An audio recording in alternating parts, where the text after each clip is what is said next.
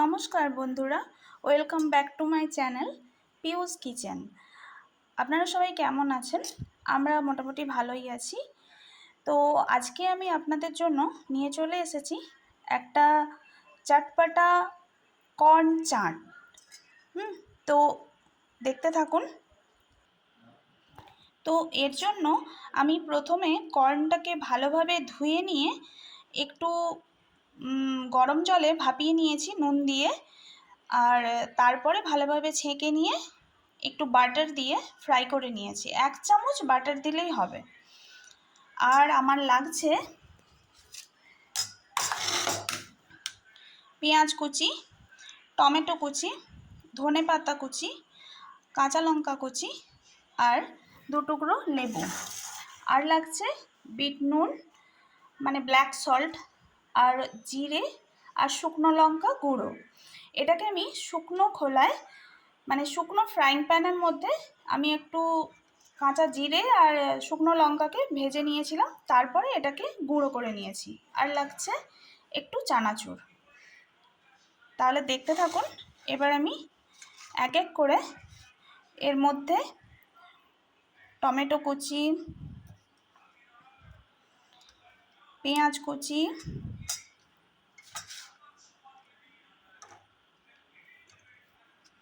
ধনেপাতা, কাঁচা লঙ্কা সব কিছুই দিয়ে দিলাম।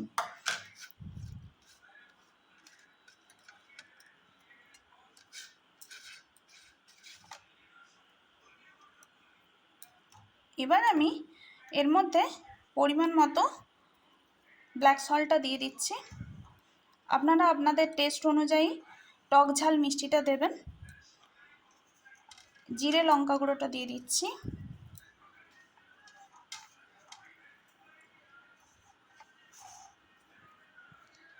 এবার আমি এটাকে ভালোভাবে মিক্স করে নেব।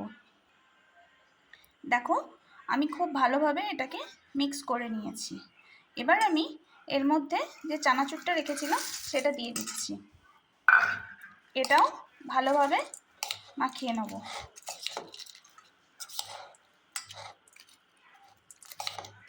এরপরে আর কিছুই নয়, শুধু জাস্ট লেবুটা আমি চিপে এর মধ্যে দিয়ে দিচ্ছি।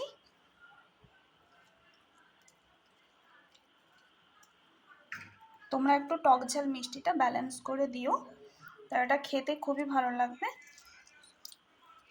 সন্ধেবেলা স্ন্যাক্সের টাইমে তোমরা এটা খেতে পারো। তৈরি হয়ে গেল আমাদের কর্ন চাট। আপনারা একবার বানিয়ে খাবেন, খুব চটজলদি হয়ে যায় এটা।